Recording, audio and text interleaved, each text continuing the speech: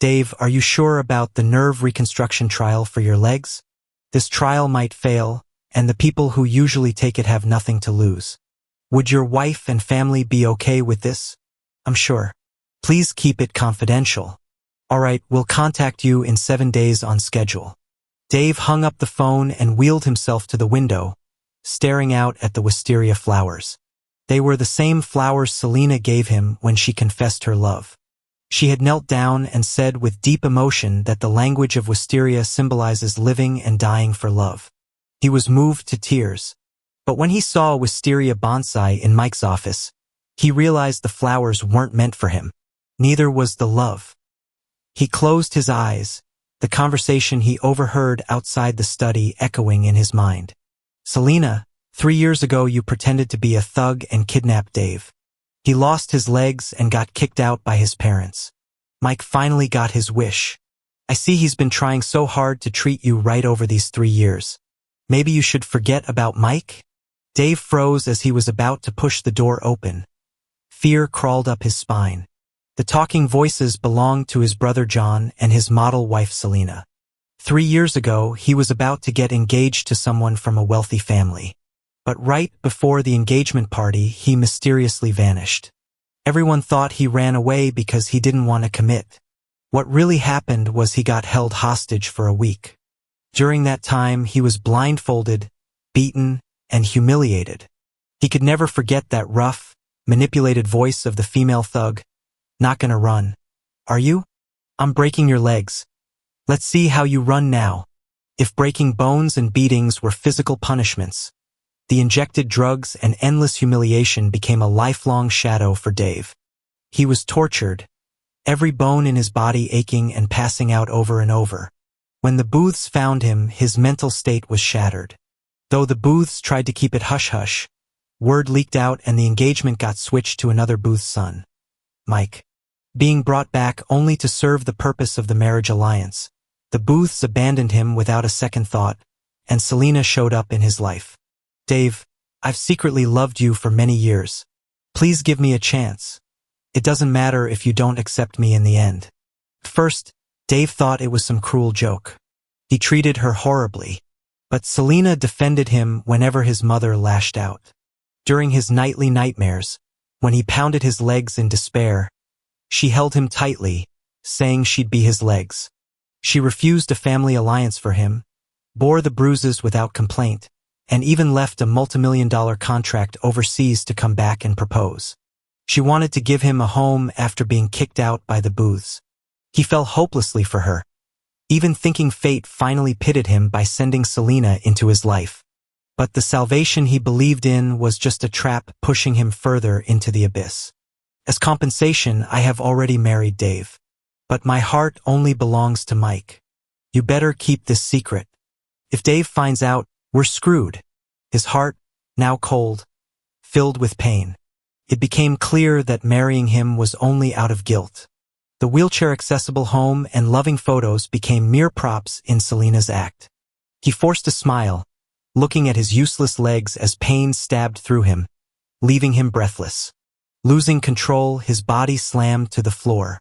Selena rushed in, the worry on her face genuine, but he saw through it. Dave, what's wrong? I'll get your meds. Selena carefully lifted him back onto the bed, her actions painfully tender. Dave, the doctor said you shouldn't get emotional. Was it my fault? He turned away, swallowing his asthma medicine, his voice becoming icy. Still no clue about who kidnapped me 3 years ago? Selena stiffened, shook her head. Not yet, but don't worry, Dave. I won't stop until I find that criminal. Then you can decide their fate. Her spirited promise, once tear-inducing, now just felt ridiculous. She seemed unsettled, but her phone interrupted the moment.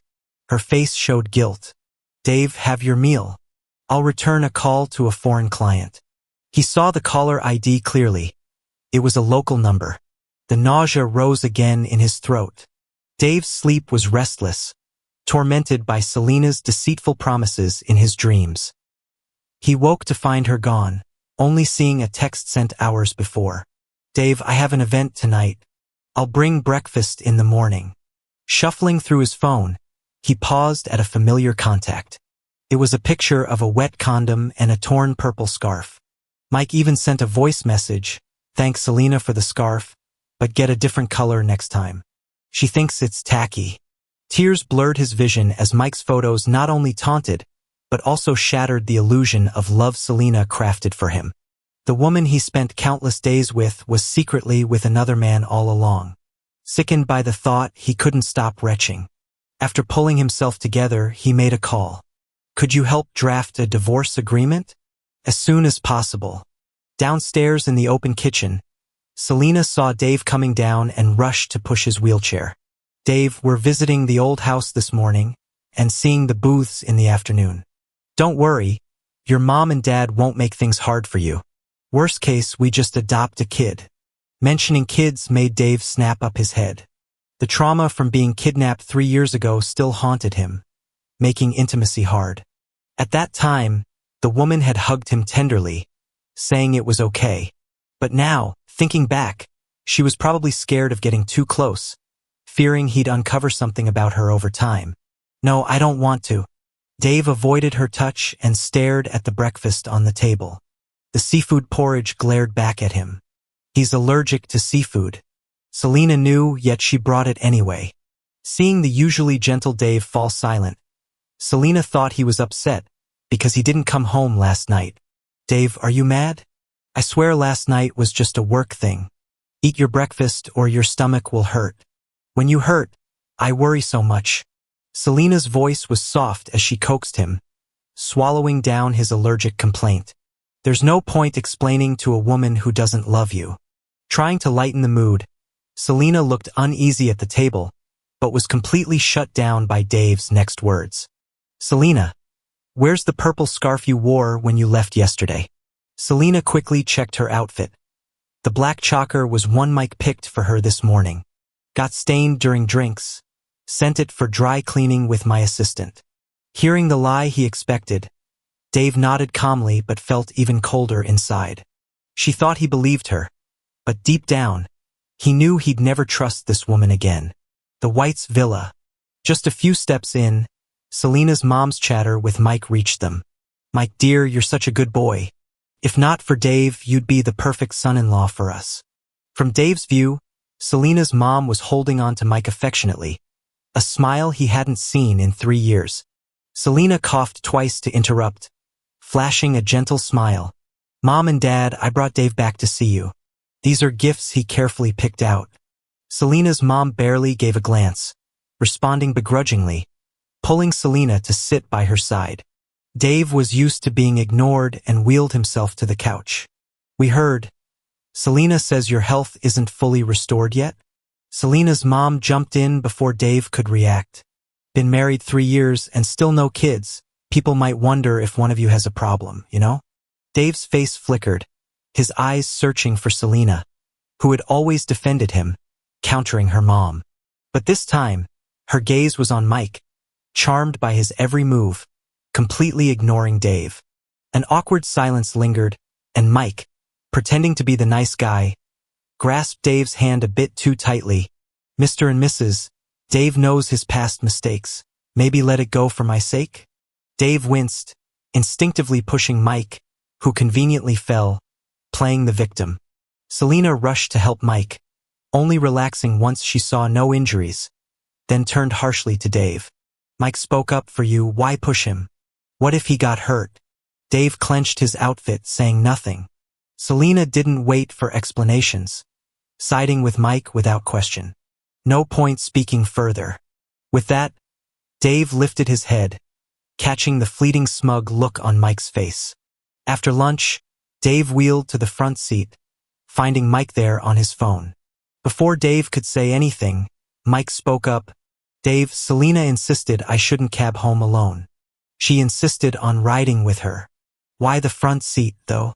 Before Dave finished, Selena briskly ushered him to the back seat, folding his wheelchair, speaking earnestly. "Dave, Mike gets car sick easily. He'll feel better up front. Be considerate." As the car moved, the blurred world outside raced past. Dave, head heavy, thought about how Selena used to massage him and recline the seat whenever he felt motion sick. He also got car sick, maybe even worse. Did she forget? No, she hadn't. She just didn't bother faking it for him when Mike was around. Arriving at the booths, the sunlight bathed the scene. Through the window, Dave's mom and John waved eagerly towards the car. Dave knew their smiles and waves were meant for Mike. He used to bend over backward for their approval, even getting Burns mastering T-skills his mom loved. He combed through data, crafting business plans for John. But nothing could outshine Mike's sweet talk, and all his efforts were brushed off as useless by his mom. Returning to reality, Dave watched the carefully tended glory flowers in the yard, his expression lost as a woman's impatient voice cut through. Dave, Mike's got stomach issues lately. You know a doctor, right? Get Mike some help. But remember, keep it simple. He hates hassle. Staring at her, Dave's mind flashed to John and Selena's conversations, his expression darkening. If he needs help, see a doctor. How could a no-talent loser like me help? John eyed his sharper demeanor, a far cry from the once docile man, fury bubbling. Dave, don't you remember who raised you? Without the booths, would you have any of this? Just asking you to help Mike, and you're making excuses. Is that because you've outgrown needing us? In his eyes, ever since Dave married into the Whites, he not only kept little contact with them but also subtly sabotaged Mike in private. He's even caught Mike crying a few times, each time comfortingly assuring him not to blame Dave. Dave, do you think just because you're with Selena, no one would dare cross you? Let me tell you, Selena. Before he could finish, Selena loudly cut John off, then tightly hugged Dave, looking tense. Dave, are you okay? Let's go. I'm taking you away from here. On the way, Selena cautiously probed, fearing he'd find out the truth. That night, while Selena was washing his legs as usual, her phone chimed. A few minutes later, after drying his legs, she kissed his forehead softly. Dave, you get some sleep. There's a last-minute issue at the office. I'll be back soon. Selena left in a hurry, yet 5, then 10 minutes passed, and Dave still hadn't heard the car start. Struggling, he got into his wheelchair and rolled down the ramp. The door was ajar, a thin strip of light peeking through. Dave clutched his palm, his eyes peering through the gap at the figure inside the car.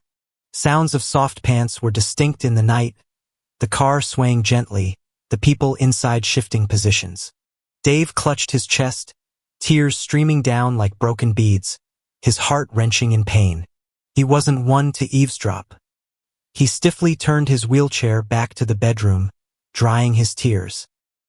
He didn't know how long had passed when a warm body snuggled up behind him, the grip around him almost desperate. Mike, don't go, Mike, he heard her murmur. Fighting back the bitterness, under the moonlight, Dave looked at the whispering woman, her face full of affection. Yet, she fooled him over and over, playing him like a fool. Compulsively, Dave picked up the phone from under her pillow and tried Mike's birthday. Sure enough, it unlocked. On the screen was a youthful photo of the two of them. Opening the album, there were over 6,000 photos all about Mike. The notes detailed Mike's dislikes and preferences, even his regular therapy dates. The notes stopped on Mike's wedding day, 3 years ago. 2 sentences summed up everything Selena felt. Mike, I love you. Even though you married someone else, in my heart, you'll always be my one and only groom. I'll always remember. Mike, your promise that you'd be with me every year on this day. Dave vaguely remembered that for 3 years, on Mike's wedding anniversary, Selena would disappear. Turns out, she was spending the day with Mike, while he waited foolishly for her until dawn. Tears blurred his vision, and Dave curled up, feeling icy all over. Just a little longer, 5 more days. In the morning, as Dave woke up, the woman ruffled his hair, speaking indulgently. Dave, get up for breakfast. After, I'll go with you to the hospital to discuss adopting a child. Dave paused, then nodded. After eating and getting ready, Selena helped him into the front passenger seat. Put me in the back. It's roomier and more comfortable. Selena seemed surprised by his request. As she moved him, she quickly tossed aside a men's earring she found in the seat. Dave pretended not to notice, his gaze lingering outside the window. At the hospital, a nurse led Dave to the exam room. While waiting, Selena disappeared again. He called her several times, but to no answer. After a few routine tests, the nurse wheeled Dave for further examination. Adjusting his clothes, ready to leave, he overheard the nurses chatting. It's a different world now. Even people with disabilities want to adopt. And he's alone too, isn't it? The world is unfair. A beauty was here with her husband, nearly frantic over a mere stomach bug. The nurse gossiped about the beauty, who wore a black coat and designer bag, fitting Selena's description to a T. Dave looked at the taunting text from Mike. "Hey Dave, Selena says you're at the hospital. Want to share the porridge she brought for me?" Closing his phone, a cold smile crept over Dave's lips. Later, as he waited for test results, Selena came running, out of breath. "Dave, sorry, I had a call from a partner. Had to stop by a nearby factory. Were you waiting long?" Dave looked straight into the face of the anxious woman, noticing her spotless high heels, shook his head, indicating it was fine. Selena visibly relaxed, clutching him close, the overwhelming scent of her perfume nearly making Dave gag. Gently, he pulled away from her.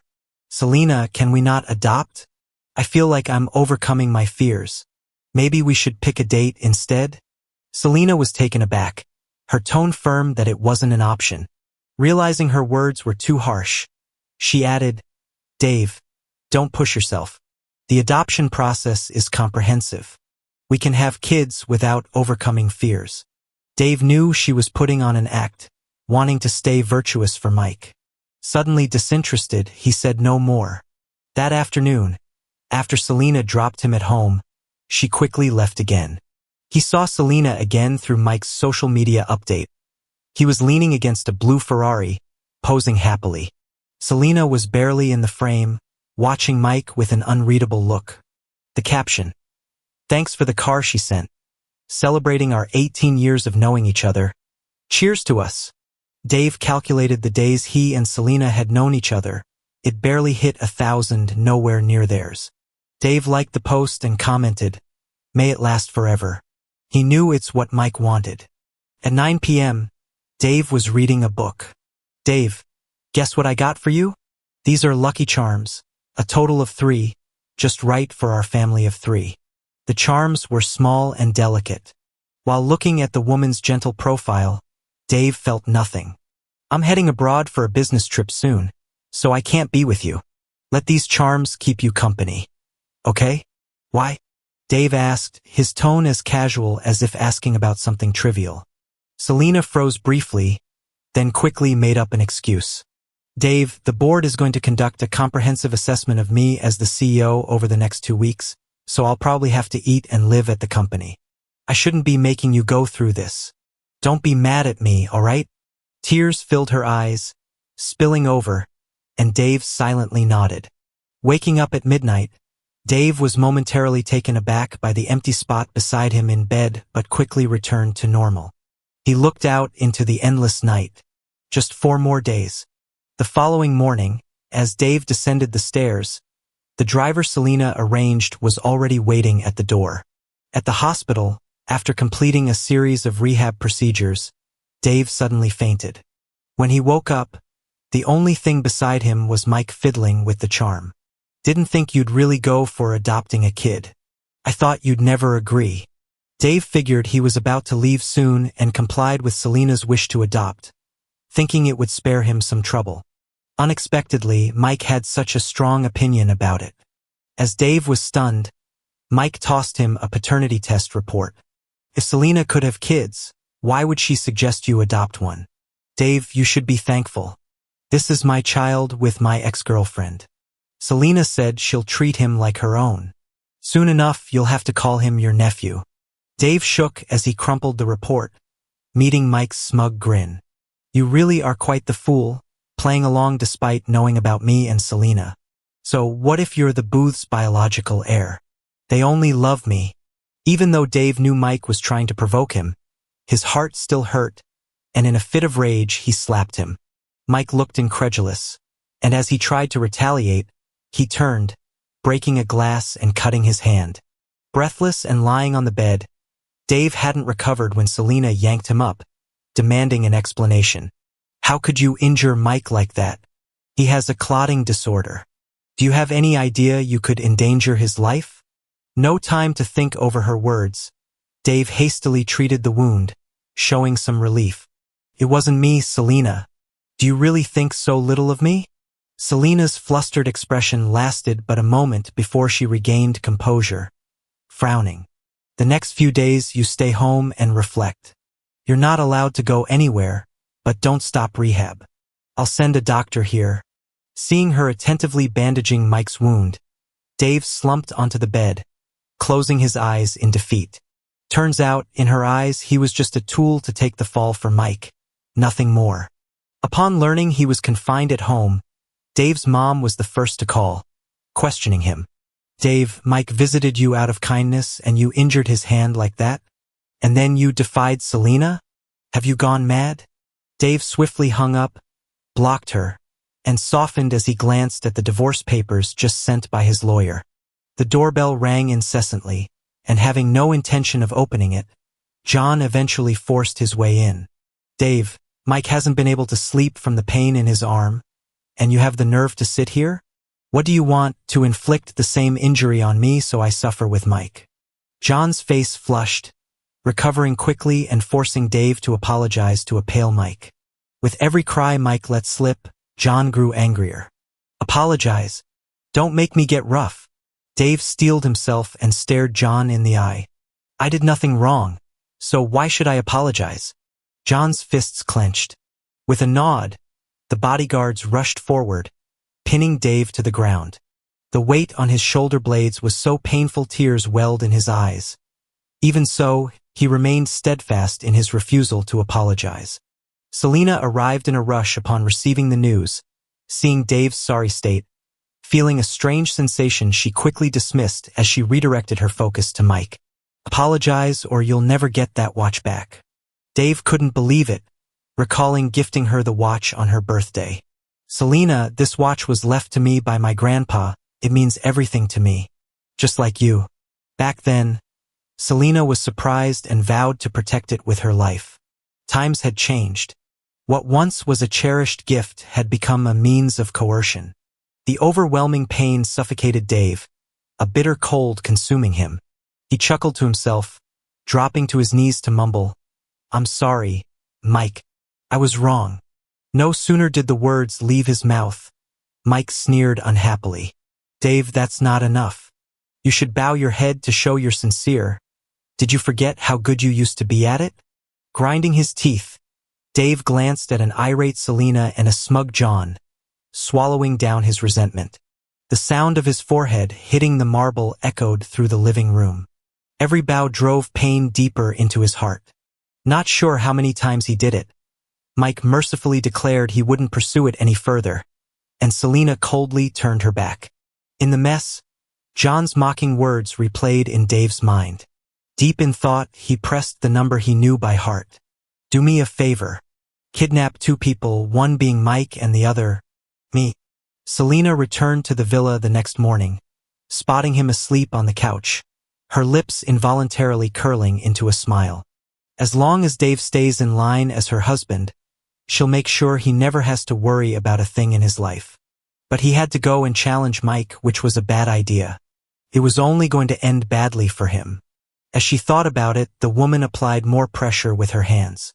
Feeling the sting of the alcohol on his forehead, Dave's eyelashes fluttered, and he woke up.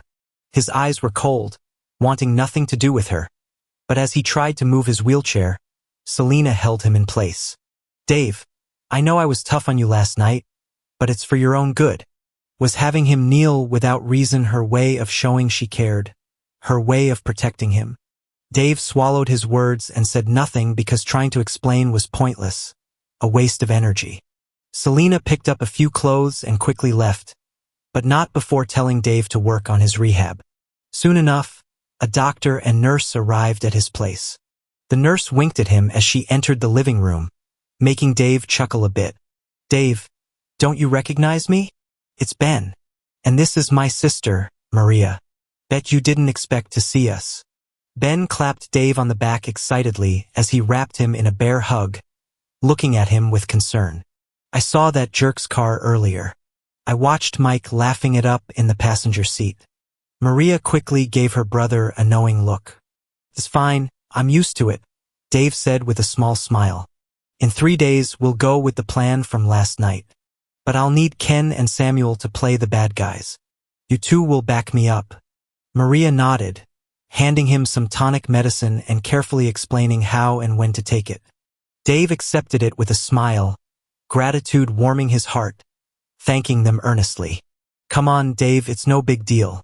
7 years ago, if it wasn't for you, my brother and I would have probably been torn apart by that rich punk's attack dogs. Plus, I went into nursing because of you, Maria started to say before Ben hurriedly covered her mouth, leaving after saying a few more things reluctantly.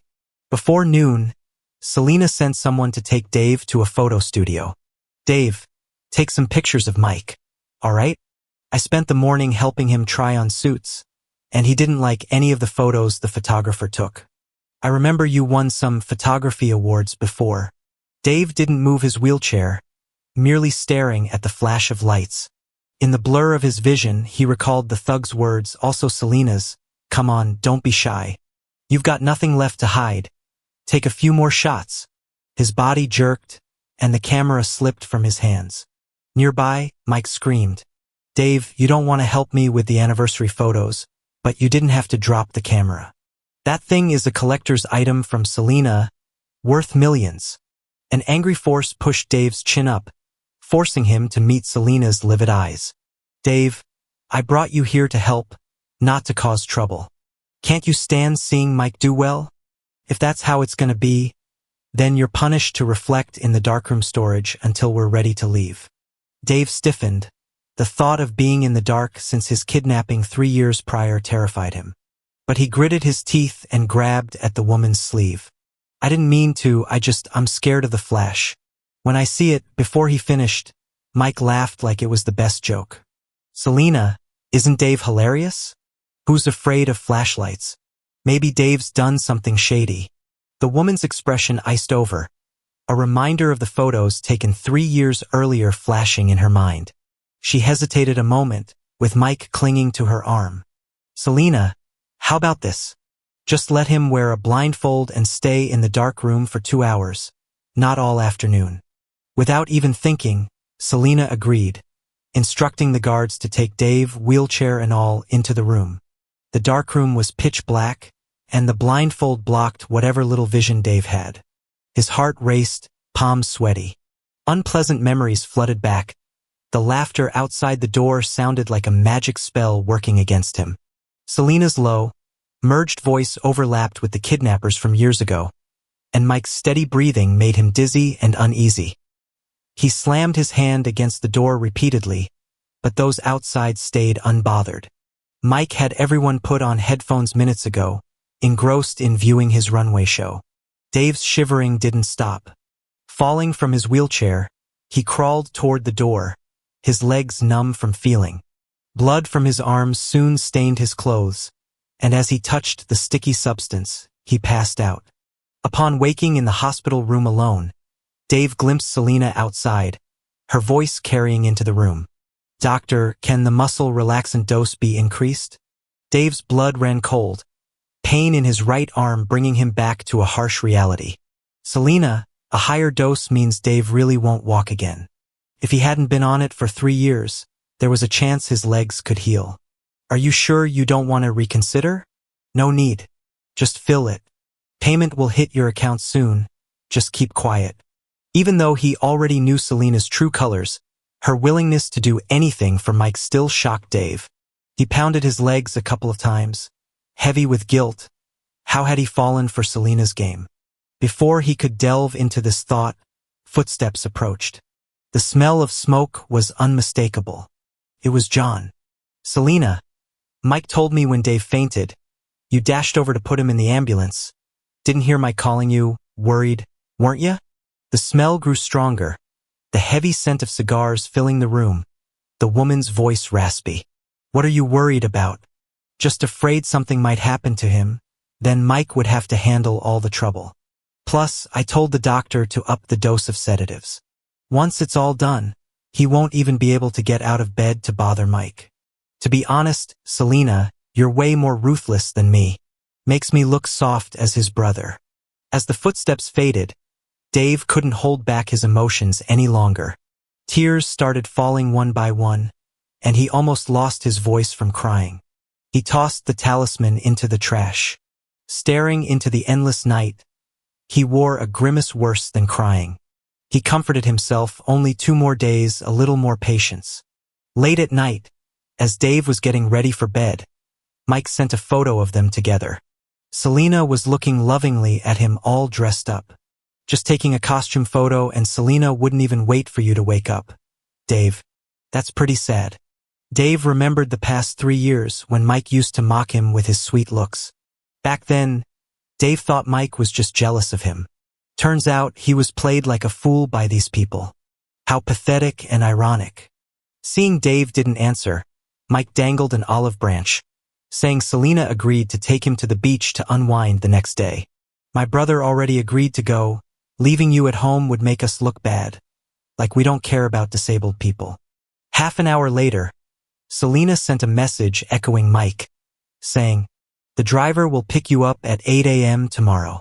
Come to the beach and relax a bit. Dave didn't reply. He printed out the divorce papers he just received, signed them, and left them on the coffee table, counting down the last day. By the time Dave got to the beach, Mike and Selena were already there. John handed Mike a juice. Dave, you should have some too. Selena had these oranges flown in from N-City. They're super sweet. Dave didn't take it. He simply said he was allergic and turned his wheelchair toward the sea. After a while, his phone buzzed with a message from Maria. They had just knocked Mike out and moved him onto the yacht. Before he could put his phone away, Selena hurriedly asked, have you seen Mike? He said he was changing into his swim trunks. Where'd he go?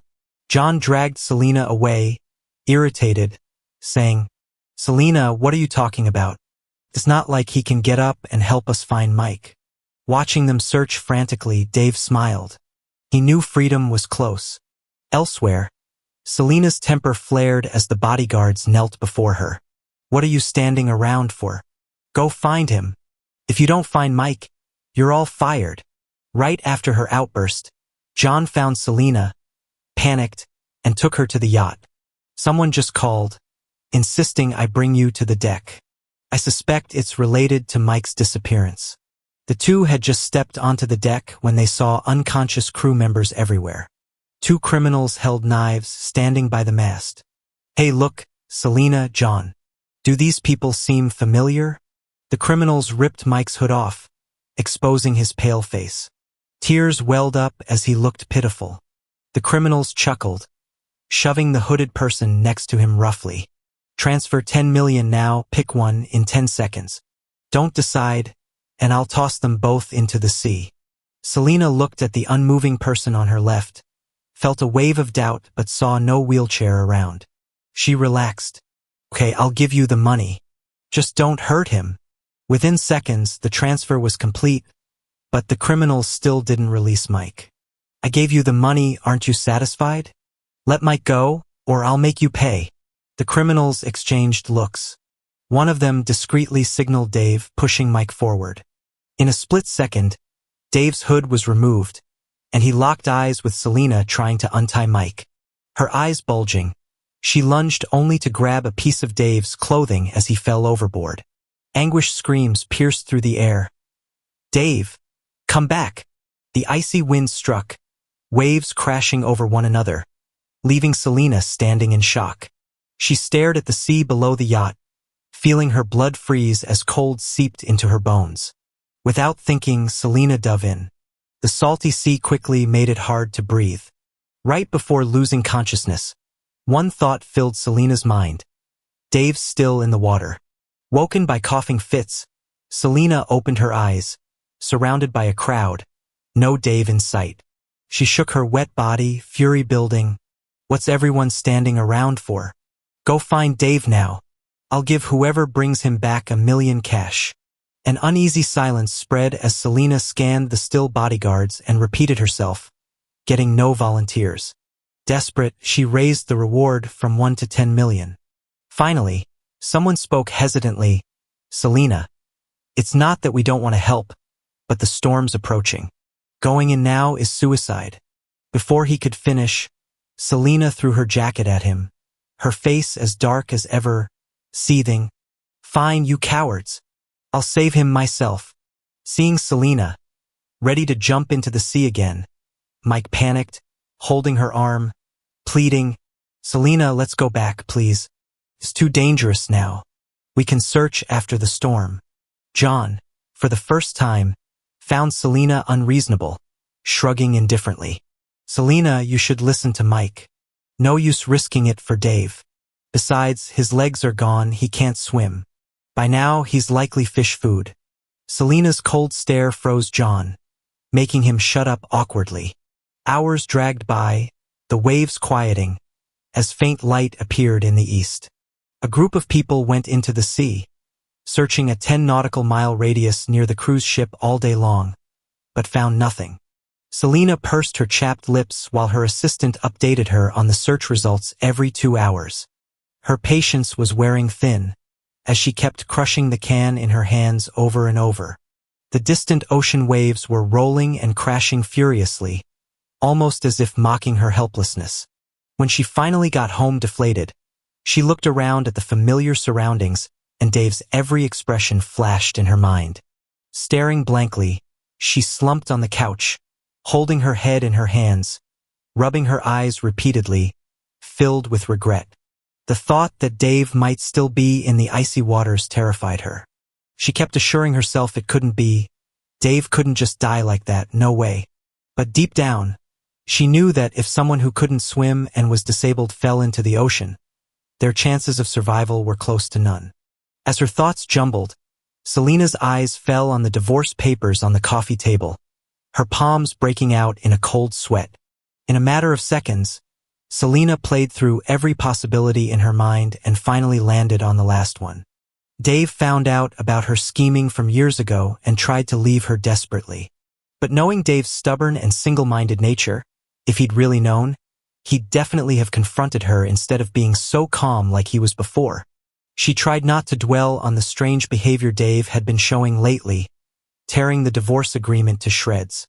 She decided she needed to head back to the cruise ship personally. Just as she arrived, a team of rescue workers with their gear were getting ready to leave, avoiding Selena like the plague. From afar, the silhouette on the second level of the ship directing everyone was none other than Selena's mother. Selena jogged up to the second deck, fuming. Mom, what are you doing here causing trouble and sending people away? Dave is still in the sea. He'll die if we don't save him. Selena's mother glanced at her daughter, whose hair was a mess and clothes crumpled, and snorted. That cripple has been in the water a whole day and night. It'd be a joke if he's still alive. For him, Selena, do you need to wreck yourself like this? You know you love Mike. Now that thing isn't here. It's the perfect chance to get closer to Mike. Selena gritted her teeth, anger written all over her face. Mom, mind your own business. I know what I need to do. We can't withdraw people. I'm not allowing it. Leaving her words, she marched towards the mast. As she was putting on a life jacket, John tapped her on the shoulder. Selena, ever since last night, you've been so busy saving that cripple. Did you even look at Mike? Who's more important, Mike or that cripple? Don't you have a clue, Selena? The resentment and unwillingness in John's eyes strangely reminded Selena of a similar look in Dave's eyes, and her heart ached for a moment. I know, but I can't just stand by and watch him die, Selena said firmly, lowering her head to avoid John. But he tripped her, making her fall to the ground. Selena, you're still in denial. I think you're falling for that cripple. How could you do this to Mike? Clenching her jaw from the pain, Selena pushed John away and started to get on the lifeboat when Mike came over. Selena, don't be mad at John. He's just straightforward. We all know if Dave were still alive, wouldn't it be by now? Enough. Mike was taken aback by Selena's anger. Normally, she would have held him, but today, Mike's appearance bothered her. She didn't understand why everyone was so certain Dave was dead, thinking she was doing something pointless. She refused to believe it. As long as the person hadn't been found, there was still hope. From that day, Selena dropped everything and spent days at sea, searching with the rescue team for any sign of Dave. On the fourth day, the team finally found something. It was the windbreaker she couldn't grab in time. Hope turned to disappointment once more, and Selena felt worse. She could barely sleep these days.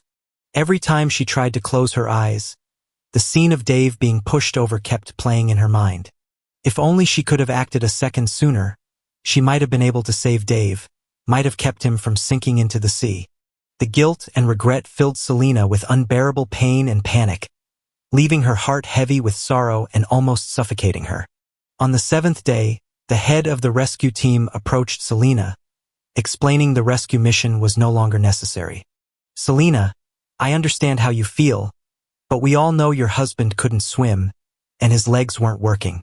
With waters this deep and rough, it's unlikely he survived." "I'm sorry."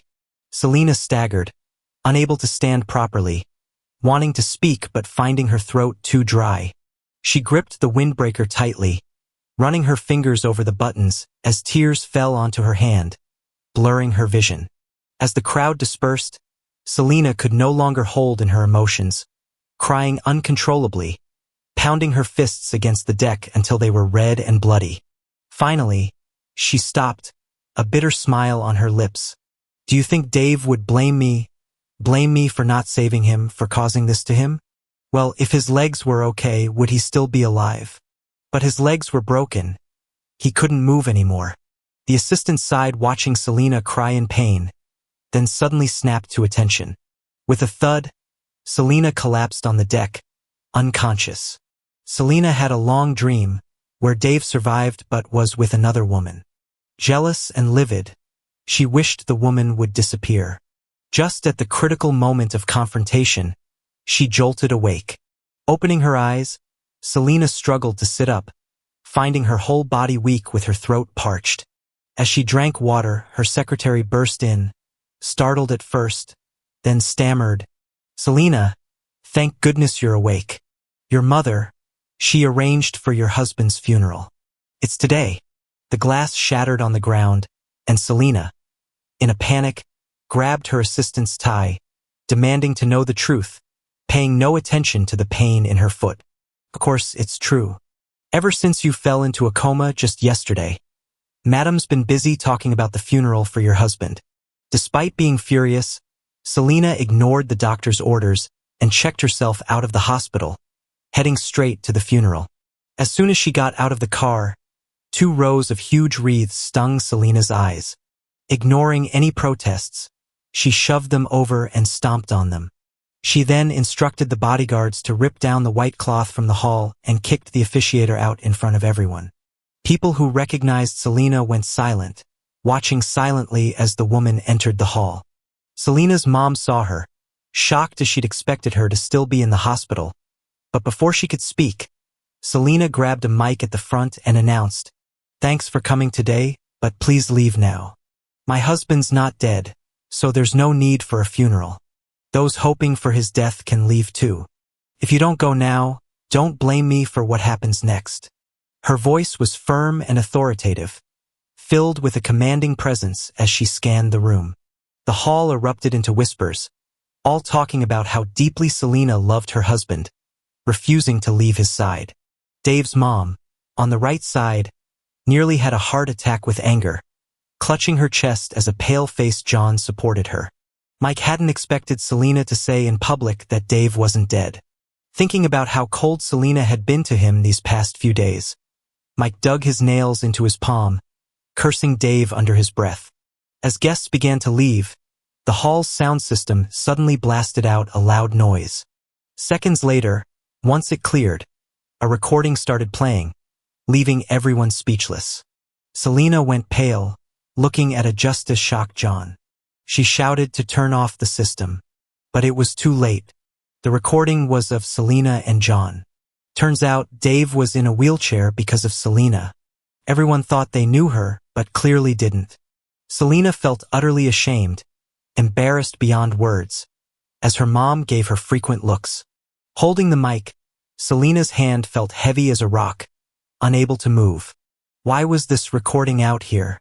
Only Dave was at the house then. Could he perhaps be alive? With this thought, Selena sprinted backstage, pushed past the staff, only to find a single USB drive.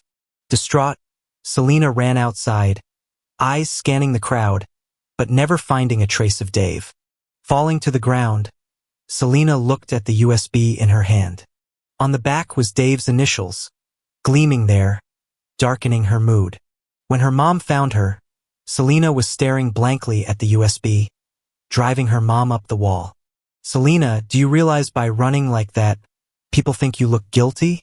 What's going on?" Selena spoke wryly, feelings tangled up inside. "Mom, I've made my bed.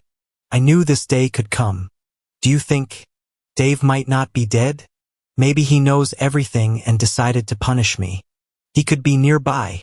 Selena's mom, seeing her daughter in such a crazed state, cried out, insisting the bodyguards take Selena to the car as she mumbled to herself. In the car, Selena's phone wouldn't stop buzzing. Messages from nearly everyone tied to her and Dave flooded in, questioning her. "Selena, what happened? How could you do this? How could you betray Dave? I'm disgusted for Dave. To sleep next to someone so vile, you deserve the worst.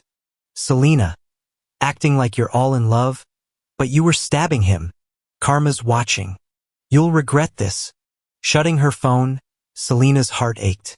If Dave could come back, she'd welcome any punishment if it meant he was there.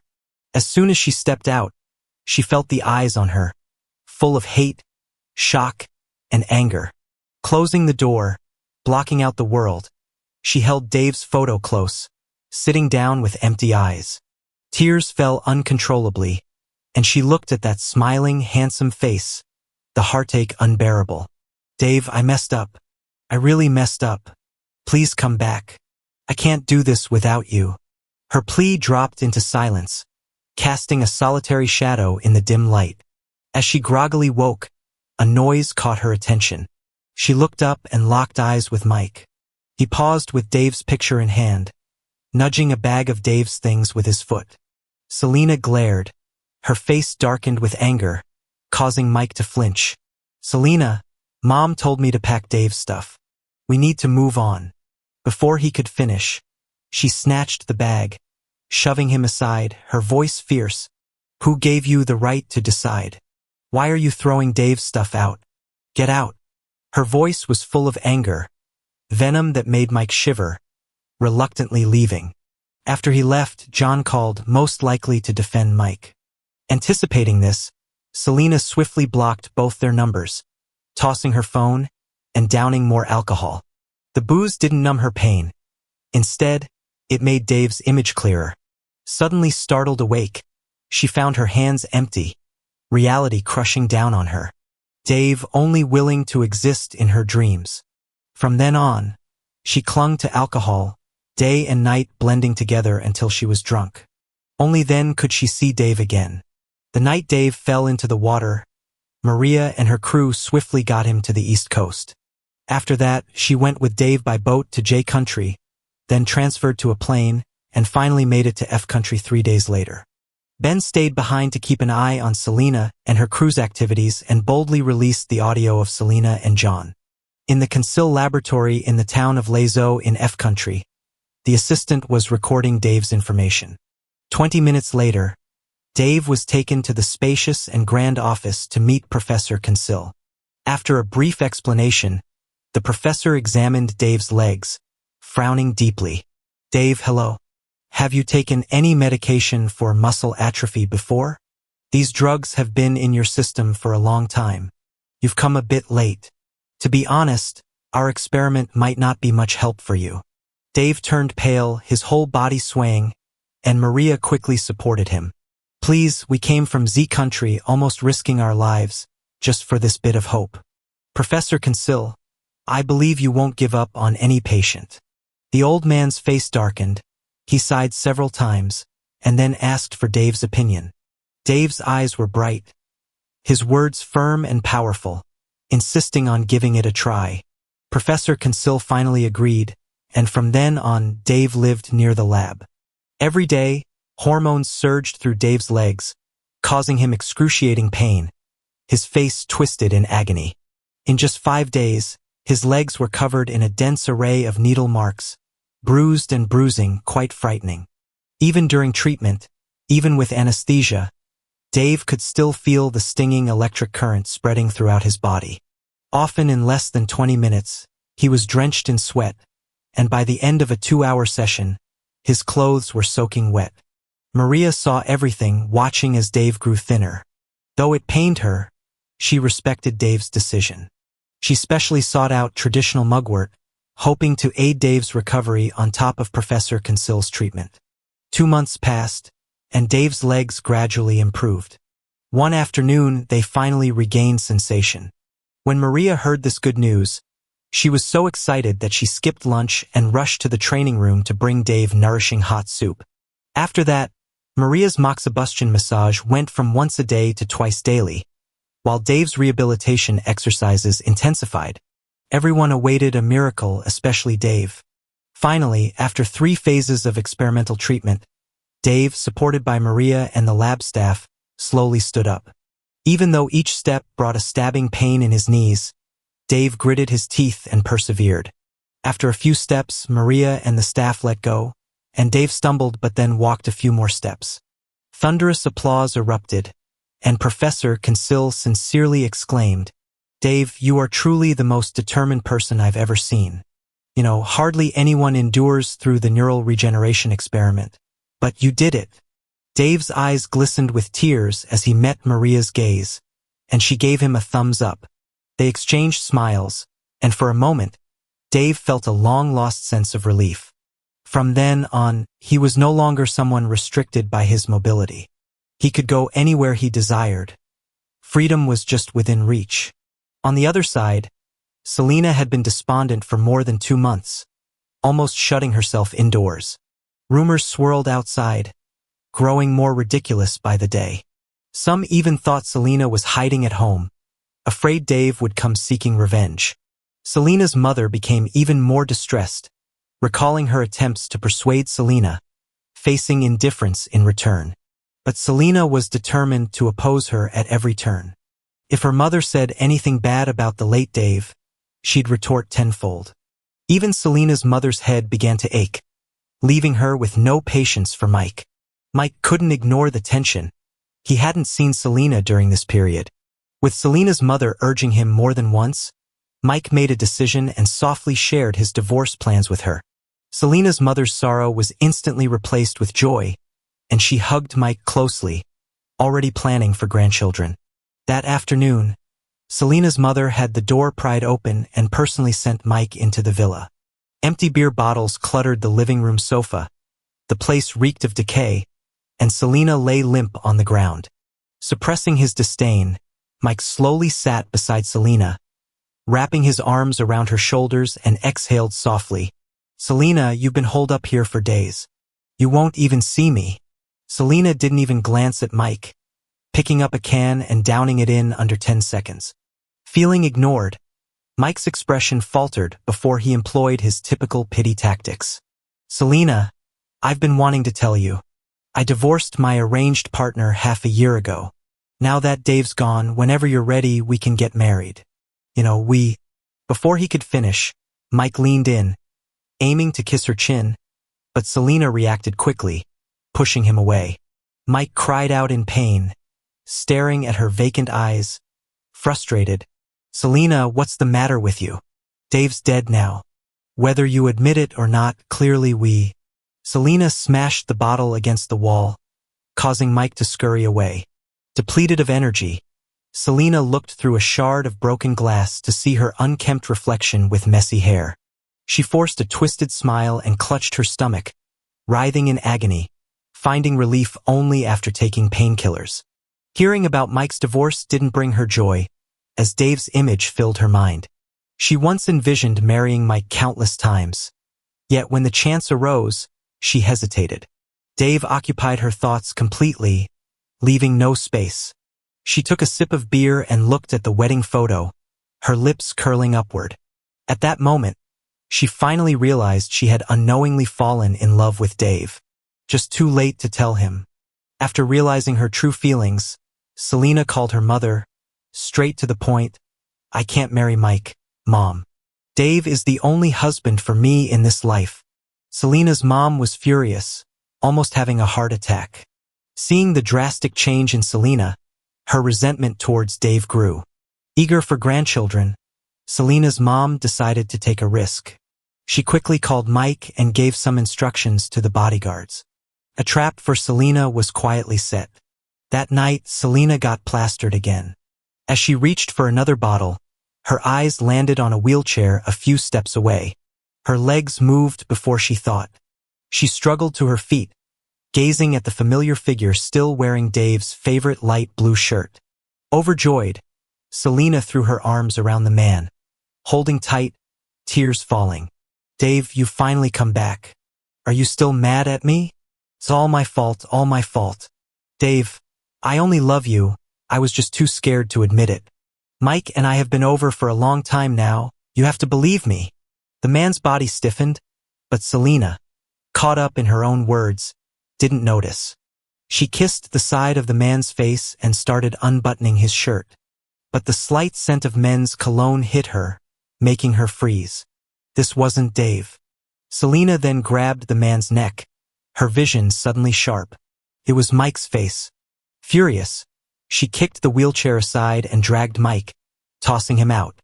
The guards by the door were shocked, exchanging glances before kneeling down to apologize. "Selena, we didn't want to. It was the madam's orders. She told us we had to let Mr. E in." Selena said nothing, her gaze boring into the groaning Mike, pinning him down by his shoulder. "You tell me, why are you pretending to be Dave? Why? Why?" Mike wanted to argue, but her shaking made him dizzy, and he passed out. Next thing he knew, he was tied up outside the Liu mansion. Selena's mom fainted at the sight of the tied-up Mike upon news reaching her. Selena angrily threw out everything Mike had ever given her and washed her hands repeatedly where he had touched. Watching the water flow, she suddenly recalled all the oddities from the past. After giving her assistant instructions, Selena lay heavily burdened, unable to sleep until the doorbell rang loudly. John stormed in, punching her at first sight, all his words defending Mike. "Selena, what madness are you spreading? Do you know what you've done to Mike? Everyone's laughing at him behind his back. So what if you've fallen for Dave? I asked you before and you denied it, and now what? He's dead." Thinking of the files her secretary had sent her minutes earlier, Selena's eyes turned cold, her retort unkind. "Compared to what you and Mike did to Dave, this is nothing. John, stop pretending." John's face turned guilty, repeatedly denying knowing what she was talking about. It wasn't until the photos and audio evidence were thrown in his face that he panicked. Seeing pictures of Dave beaten at the booths, John's eyes flickered. He hadn't thought of an excuse before Mike was brought in by bodyguards. Mike was terrified at the first sight of evidence. His eyes darted around, frequently seeking John's gaze. Under Selena's interrogation, Mike gritted his teeth, blaming everything on John. "Selena, you gotta believe me, I wouldn't hurt a fly, let alone Dave. It was all John using me. Go after the real culprit." John looked at Mike in disbelief, not able to comprehend his cherished brother blaming him. John glared at Mike, but he kept his head down, insisting John was the mastermind. Whipped repeatedly, John's back soon became a mess of wounds, the pain threatening his sanity.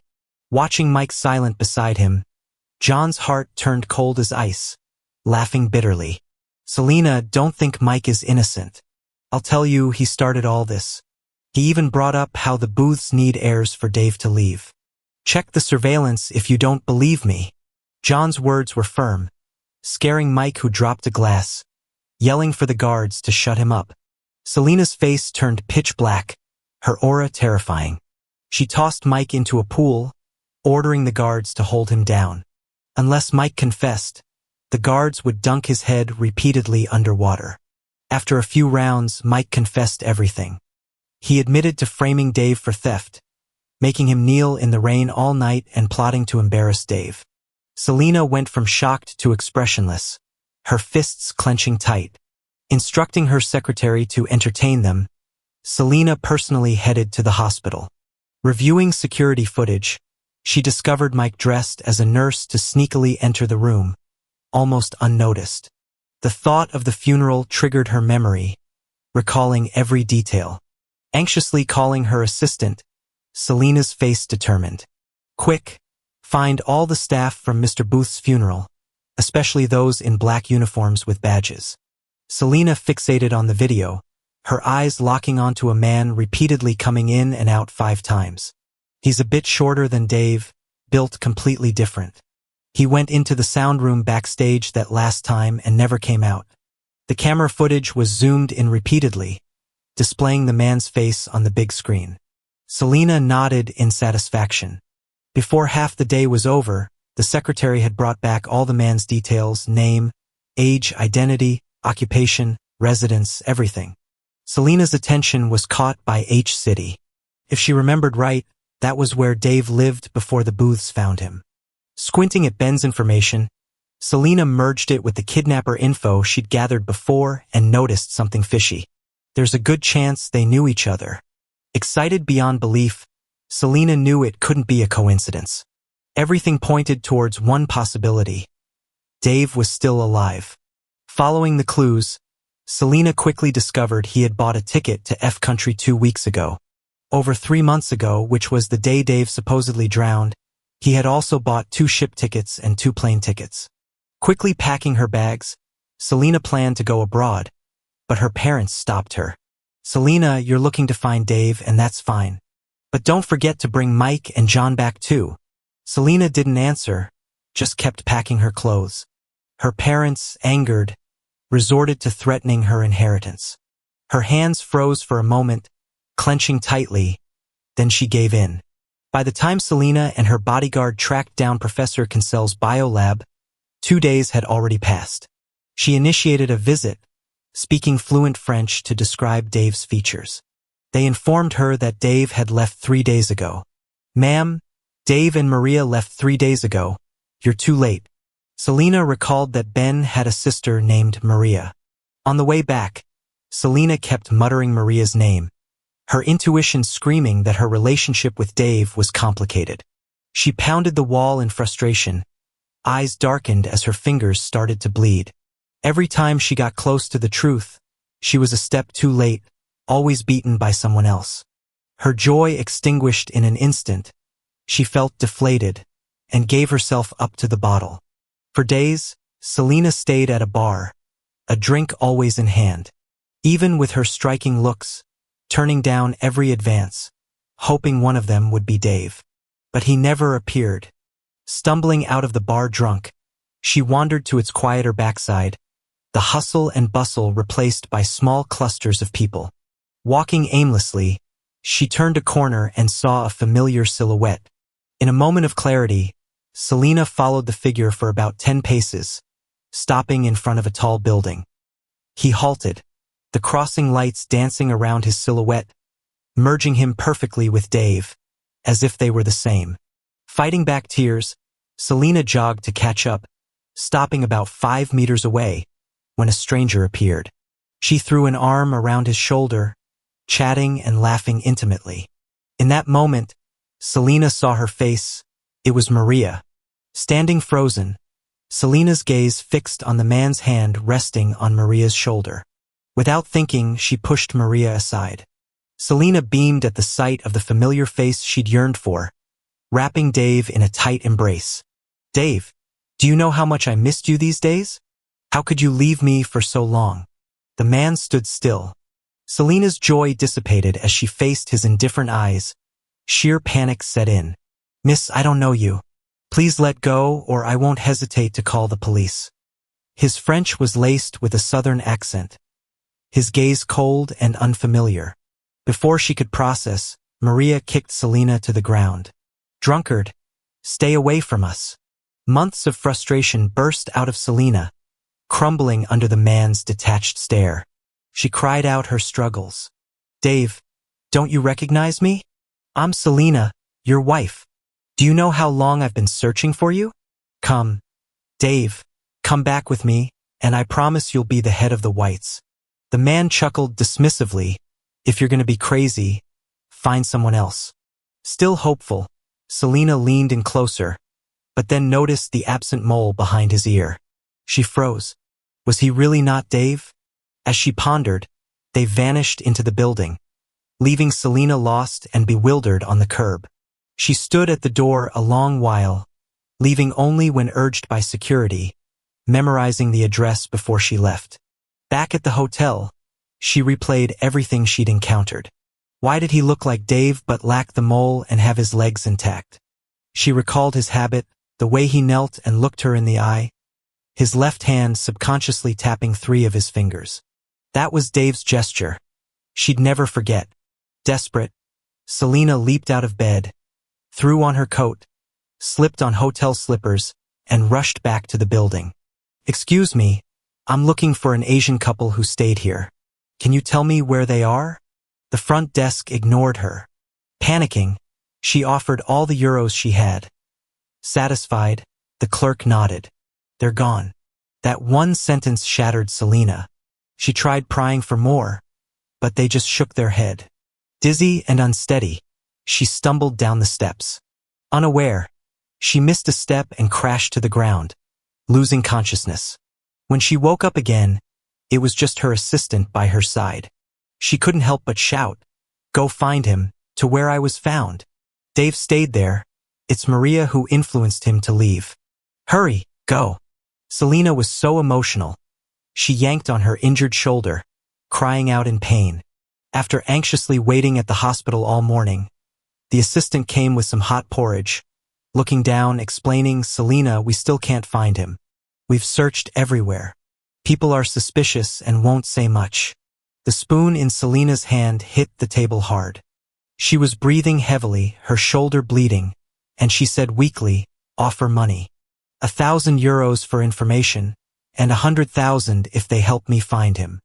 After that, many people came forward with information, some just trying to take advantage, causing chaos in the search.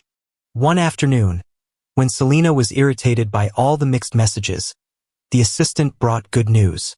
Someone saw Dave and Maria on a flight back to S-City and learned they planned to settle there. Selena looked at a photo of her and Dave, showing a smile she hadn't had in a while. "Dave, I'm coming for you." As soon as Selena got to S-City, she contacted the police, who quickly found Dave and Maria's address through the local registry. It was a quaint little villa in the suburbs, and the garden was covered in wisteria vines. The former owner mentioned Dave bought the place for the wisteria.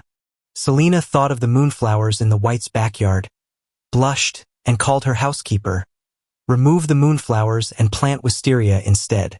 Make sure they're the best flowers and beautiful." After giving instructions, Selena checked herself in the mirror, satisfied. Taking advantage of Maria leaving around 8 a.m., Selena had a bodyguard press the doorbell. The door opened, and a visibly tense Dave stood in casual clothes. Selena couldn't hold back anymore, holding roses and kneeling. "Dave, I finally found you. Don't deny it, you're Dave. Your little habits can't fool me. Dave, come back with me. I'll spend my life making it up to you." Dave, expression unchanged, looked down at Selena and gave a cold smile, slapping her on the left side of her face. "Selena, why should I forgive you? Forgive you for paralyzing my legs? Forgive what you did during those 7 days? Forgive every false accusation? Or forgive you for not saving me?" Every word felt like a stab to Selena's heart, making her bow her head even lower, sobbing. "Dave, I was wrong. Do whatever you need to punish me, but please, forgive me, will you?" Dave sneered, pointing to the pebble pathway outside, speaking indifferently. "If you're sincere in your atonement, kneel and kowtow there. Don't you remember forcing me to do the same? Now it's your turn." The cold ground touched her forehead repeatedly, the pebbles painfully digging into her knees. Yet Selena kept bowing, each time whispering, "I'm sorry." An hour passed, then two, the whole morning. Her forehead was bleeding heavily, and her voice was hoarse, yet Dave didn't stop. The assistant, unable to watch any longer, begged Dave, telling of their difficult journey to find him. Dave stirred his coffee, took a sip, and finally called out, "Stop it." Selena was overjoyed, and her assistant hurried to help her up, but Dave splashed most of his coffee on her. "I've seen enough, Selena. Go back. I'll call you if I ever need to see someone kneel again." Selena, eyes darkened, anxiously tugged at his pant leg, falling to her knees, crying, "Dave, what do I need to do for you to forgive me? Are you happy to see me like this, Dave?" Of course, seeing the once arrogant Selena so miserable is even better than TV. "There's plenty that makes me happy, and seeing you suffer is one of them." Dave flicked Selena's bloody fingers away, gave her a disgusted look, and shut the door. Selena beat on the door powerlessly, screaming Dave's name, but he ignored her. When Maria returned home from work, holding carefully chosen brownies, her good mood disappeared seeing Selena. She tried to drive Selena away, but Selena insisted she would wait for Dave. Maria, initially ignoring her, couldn't when Selena tried to slip into the house as she entered. The pent-up anger burst, and Maria punched Selena, knocking her down. Growing up in the slums, Maria learned to fight and even took up martial arts later. Selena's two bodyguards were weak and not her match. After a couple of rounds, Maria easily took Selena down again and issued a final warning: "If you keep bothering Dave, I'll deal with you every time. Next time it'll be an arm, then a leg. Get out and keep our front yard clean." With the help of her bodyguards, Selena got up and looked through the window, seeing Dave and Maria having a cozy lunch. Her nose tingled. Once, she and Dave were that close, but now it's all gone. Dave really won't forgive her. By the time she returned to G-City, it was already evening, and as soon as she entered the villa, the aroma of something delicious filled the air. Walking into the dining room, Selena saw Mike and the nanny busy in the kitchen. Mike's face lit up when he saw her. "Selena, you're finally back. Must have been tiring in Country F, right? Go rest. Look, I made a whole seafood feast." Seeing the familiar sweet shrimp, Selena's mind immediately recalled Dave's seafood allergy. That day, she had given him a box of seafood porridge that Mike barely touched. The guilt was overwhelming. Remembering his harshness earlier, she barely had the strength to speak. How could she have been so reckless? She knew about Dave's allergy. Mike waved his hand in front of her, offering a bowl of seafood porridge with pride. "Selena, I simmered this for over 3 hours with sea cucumber and dried scallops.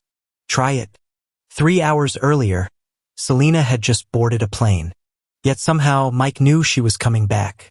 Thinking it over, Selena looked sharply at her assistant, who nervously confessed, "Selena, it was the madam. She said if we don't regularly update her on your whereabouts, we'd all be fired." "I'm sorry." Selena didn't say a word, feeling utterly ridiculous. In front of Mike, she had the bodyguards bring the caged Tibetan Mastiff. Watching it devour the whole table of food, even licking the plates clean, Mike was furious. "Selena, it was just a beast, and you haven't even eaten.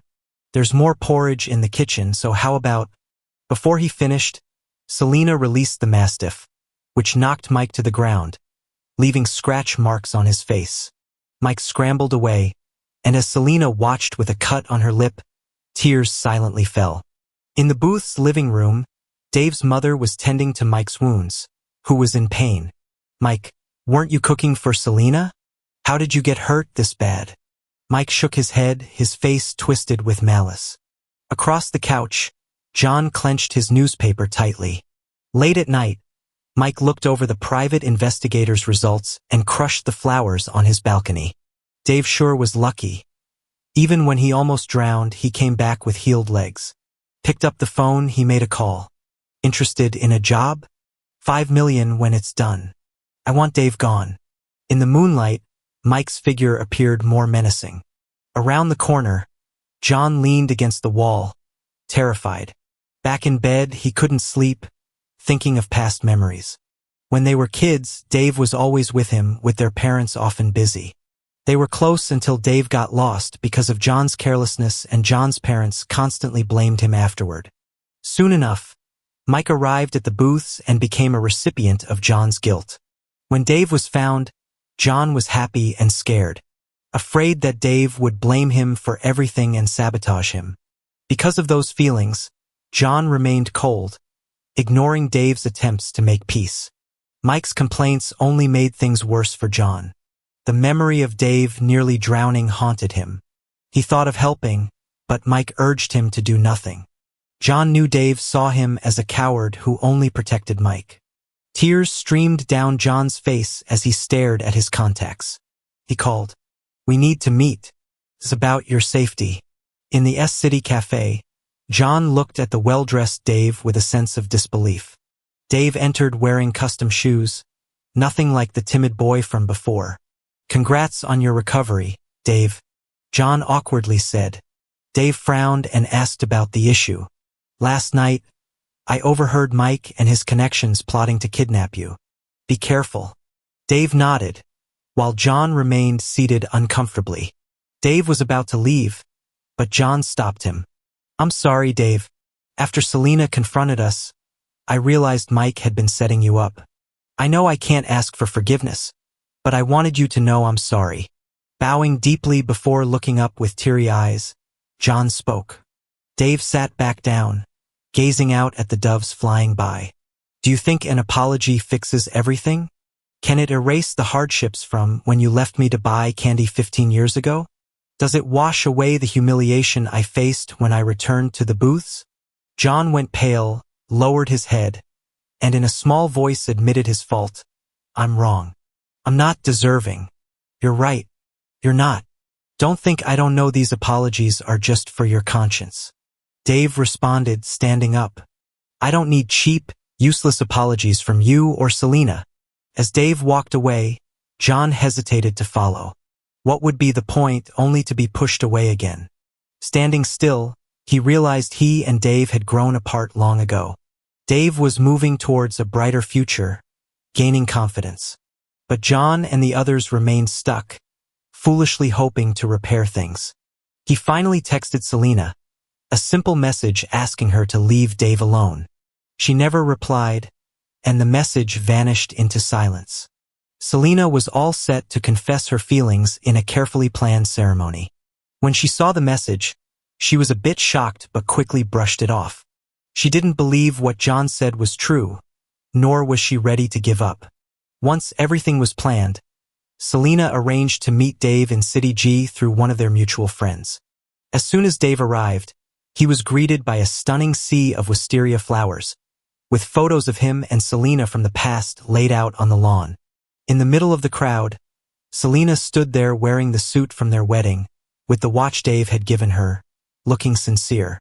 With a microphone in hand, she walked towards Dave, pouring her heart out about the past few months. Finally, she choked up and said, "Dave, I was wrong. Please give me another chance. This time I'll love you twice as much." Dave looked at the woman who had proclaimed her love countless times yet hurt him repeatedly, and laughed, wishful thinking.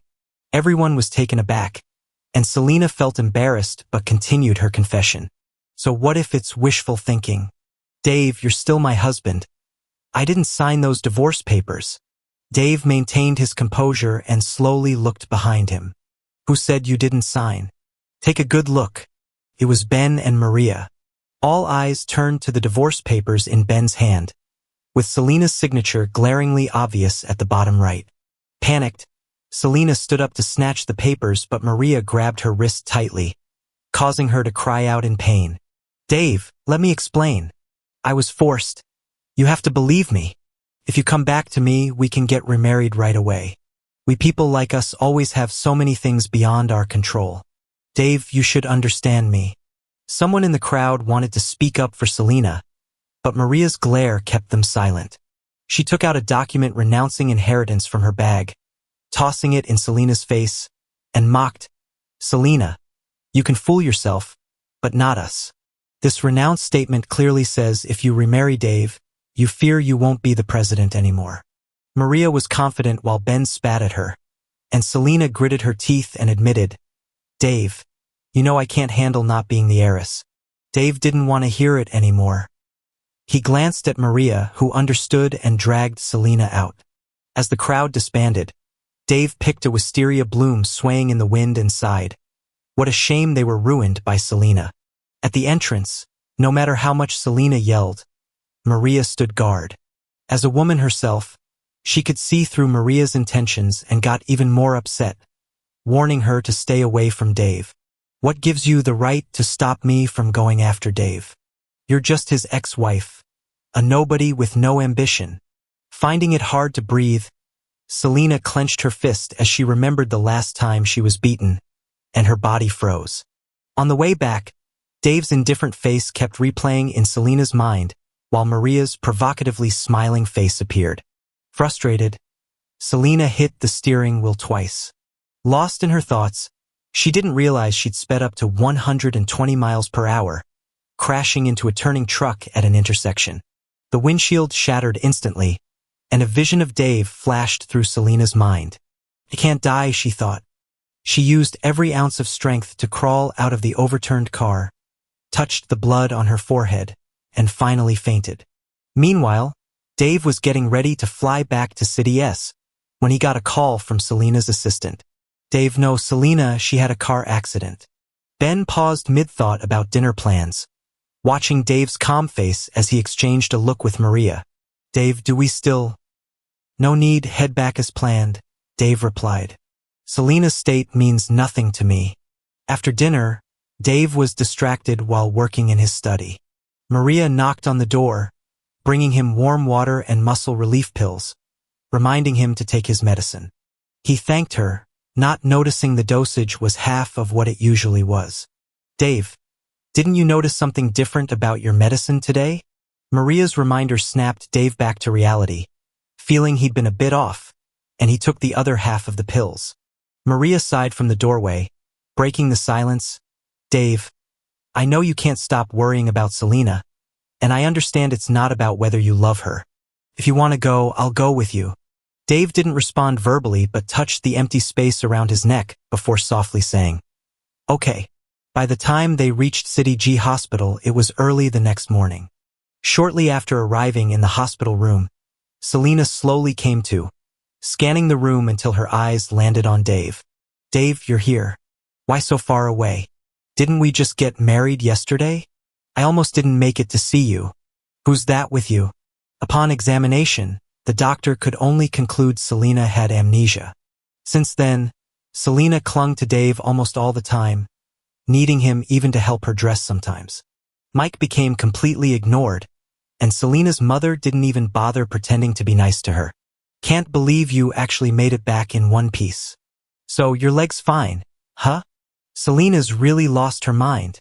"Talking to me doesn't change anything." Dave responded calmly, "I can leave anytime. But what about Selena?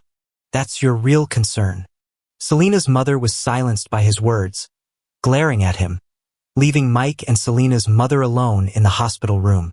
No patience left, Selena's mother addressed the unwanted son-in-law, recalling Mike's portrayal. "Now that you're back, you should know the position of the white son-in-law belongs to Mike.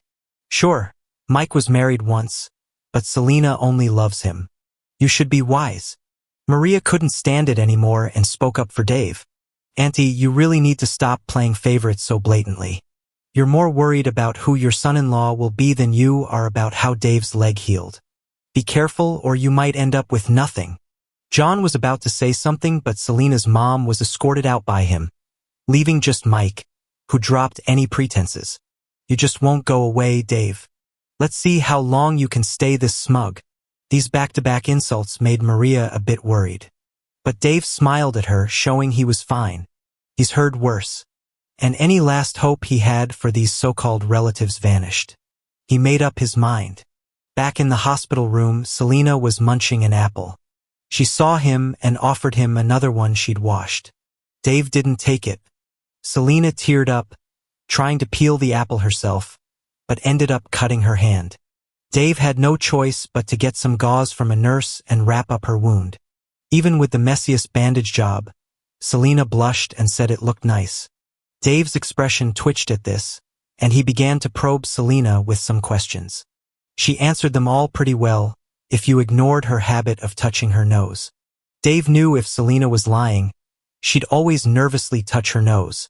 Watching her happily biting into that apple, he masked his cold feelings and acted like he didn't notice a thing. If Selena was going to pretend, he'd play along. After this, Dave patiently stayed by Selena's side, taking care of her considerately. This made Selena think Dave was about to forgive her, making her even happier. One day, as Dave was peeling an orange for Selena, his assistant brought in the latest quarterly earnings report for W Group. After she put it down, Selena started reading. Dave sneaked a glance and noticed the booth's name. Casually, he asked, next quarter, are you still planning on using the booths for raw materials? Selena paused with her pen and grasped Dave's hands, placing an orange slice in her mouth, sweet-talking him. Dave, are you upset? Tell me, which supplier do you want W Group to work with? I'll make it happen. Their eyes met, and Dave leaned close to whisper a name in her ear. Selena frowned. Dave, Q-Tech has always been W Group's competitor's main supplier. Isn't this a bit risky? Dave didn't reply, just turned to leave, but Selena clung to him tightly, softly agreeing to it.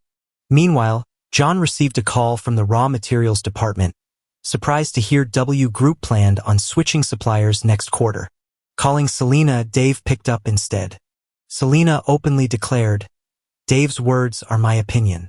Whatever Dave decides, that's what we'll do. John had no other choice but to inform Dave's mom, who was livid, wanting to confront Dave. Mom, why bother? In the end, we owe Dave. It's only natural he wants revenge. We've depended on the Whites for our living, and now they've signed a contract with Q-Tech. We can't change that. Dave's mom felt the sky falling, hitting John and calling him ungrateful. Then she had a stroke. Dave found out from John, who wanted him to visit his mom, but Dave sidestepped the topic. Did she come to see me when I was rescued from being kidnapped, all battered and bruised? John froze, recalling Dave's state when found, barely dressed, legs bleeding. Back then, the booths hired help to take care of him. John visited once, but his mom wouldn't go despite his pleas. John, you keep speaking well of him. He's embarrassed me completely. If not for appearances, I'd have left him to fend for himself in that hospital.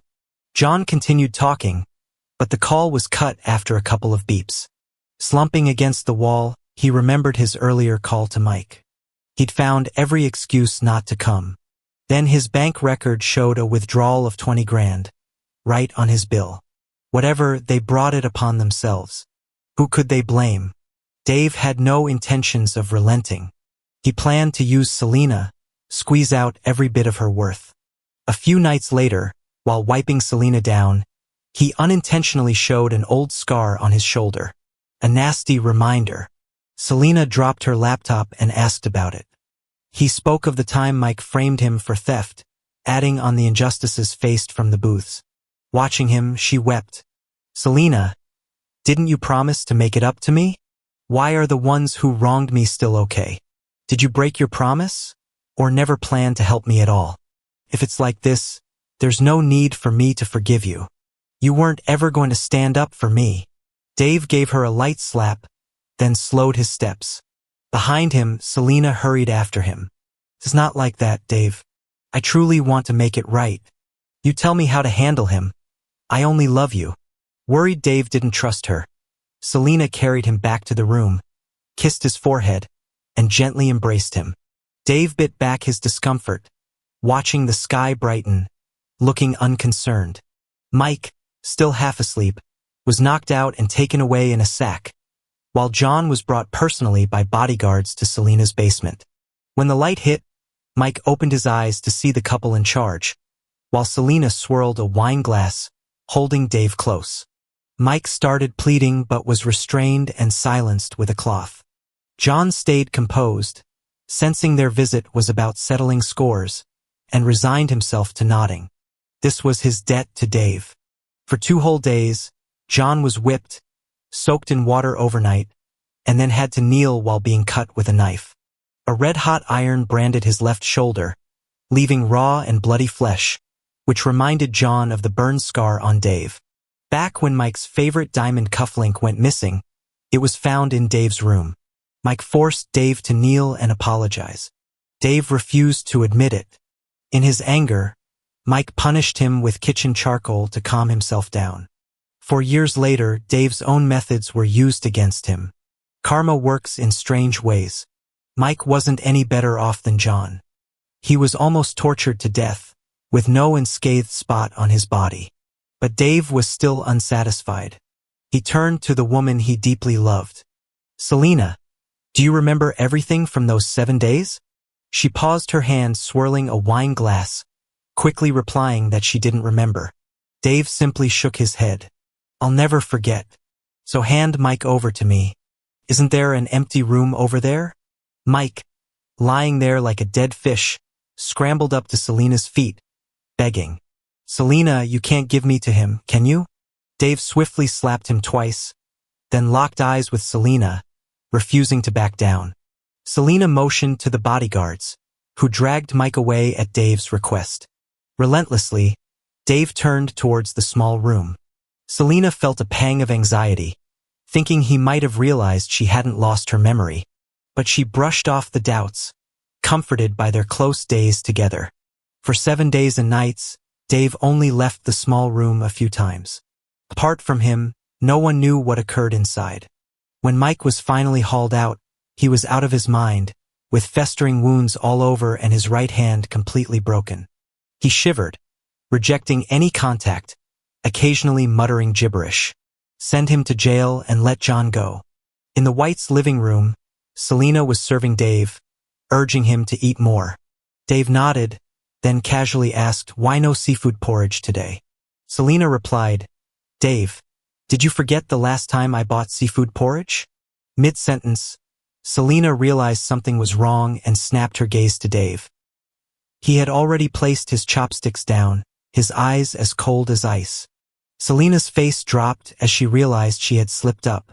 For a few seconds, she pondered how to explain, but Dave just waved it off, laughing. "No need to come up with excuses, Selena. Is there any point in pretending? I don't want to keep this act up. It's exhausting." Turning away, Selena hurried to hug Dave, her voice pitiful, apologizing repeatedly. Looking at the beautiful woman in front of him, tears shimmering, Dave gently wiped her tears with a handkerchief. "Tears, the best weapon, Selena. Are you sure you want to act pitiful for sympathy?" They stood close enough that Dave could smell her scent. Her throat moved as she whispered, "Dave, we're done. As for breaking my leg, your revenge is coming soon." When the door closed, Dave breathed a sigh of relief, seeing Maria by the car a few steps away, feeling at ease. "Dave, it's all planned." They agreed. "When do you think is right?" Thinking it over, next Wednesday should be Mrs. White's birthday. "Let's do it then." In 5 days, Dave and Maria gathered all their evidence and handed it to Ben, telling him to release it that day. Meanwhile, Selena tried to reach Dave several times, but he avoided her. Tuesday night, Dave watched from upstairs as Selena's car drove off. He marked the day off on his calendar. Maria, delivering milk, tousled Dave's hair, reminding him to rest early. He looked at the scars on his arm, thigh, and abdomen in the moonlight and drank the milk. "Selena, this is what you deserve." The next day was Selena's mother's birthday. Media all over G-City was buzzing with news, attracting all the city's elite to the party. During the celebration, Selena exuded confidence and a warm smile. But when it came time to cut the cake, the outdoor screen displayed evidence of W Group's financial troubles and embezzlement. Everyone gasped. Simultaneously, police sirens wailed as well-trained officers arrested 3 people, canceling the party. When Selena was released that night, she was still in shock. Her first thought was of Dave. Finding him in a bridal shop with Maria, who was trying on wedding dresses, his smile seemed particularly piercing. "Dave, I came to ask if what happened today was your doing." Her voice grew softer, as deep down, she already knew the answer. Dave stepped into the fitting room, changing out of the wedding dress, and nodded calmly. Anger and frustration flashed across Selina's face, eventually settling into calmness, leading to a single word: why? Because I won't let the whites get away easily. Is what you owe me far from complete. When I break your legs myself just like before, we're done. Emotions flooded her. Memories of Dave over the years, with highs and lows, filled Selina's mind. As the stick struck her legs, a surge of fear overcame her. She bit her lip but didn't make a sound. After numerous strikes, she only heard Dave's curt, "Leave." After being untied, she moved her wrists. With the blindfold removed, the last thing she saw was Dave walking away. As the door opened, she saw her mother, eyes swollen, staring at her. Faced with her own sins, she found herself with no defense. A week later, the whites sold off all their assets, paid their public debts, and completely exited the elite circles of G-City. Meanwhile, in a downtown hotel in S-City, a grand wedding was taking place. Dave, in a white suit, walked slowly toward the woman at the center of the stage, his vision blurring for a moment. From knowing each other as kids to being together in France, and finally achieving revenge, she was always by his side. The first time he married Selina, he was in a wheelchair, facing everyone's scorn as her groom. This time, with everyone's blessings, he married Maria, who loved him dearly.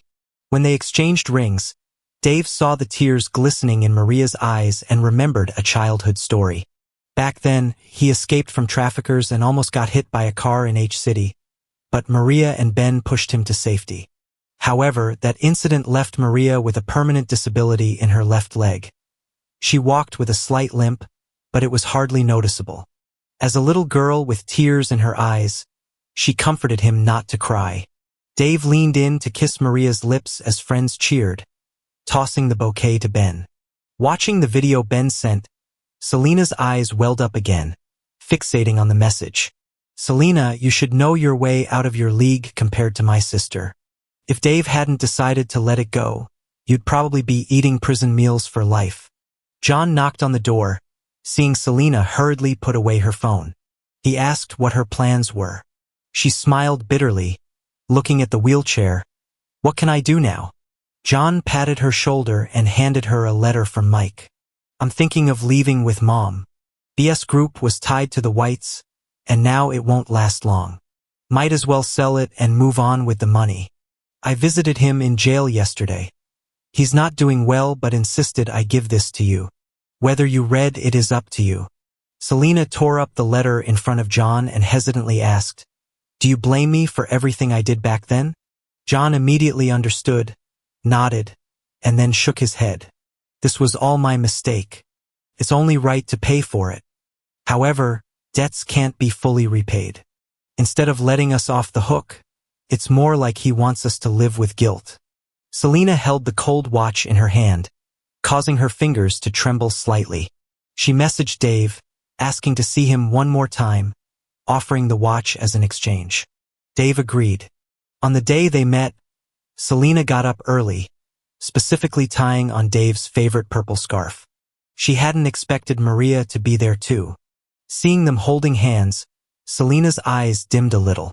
After greeting them, Selina handed the watch to Dave, who turned around and put it on Maria.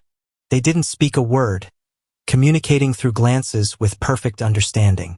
As they got up to leave, Selina couldn't hold back and turned her wheelchair, calling out to Dave, "If there's a chance, when will we meet again?" He paused and said, "No need." Selina's hands dropped, her throat tightened, and her eyes stung. Faint conversation came through with laughter in the words, "Dave, you've been busy with the rehab hospital, you must be exhausted. I'll cook your favorite ribs when we get home. Be sure to eat a lot. Sure, just make extra. Ben secretly complains you never make enough. I think it's just his greed. He eats his share and still wants yours." Selina stayed where she was, the shadow from her wheelchair enveloping her, while the couple walked hand in hand, shining brightly in the sunlight. She realized they were like parallel lines, never to cross again. This time, her Dave chose right, and to his punishment for her, she willingly accepted it.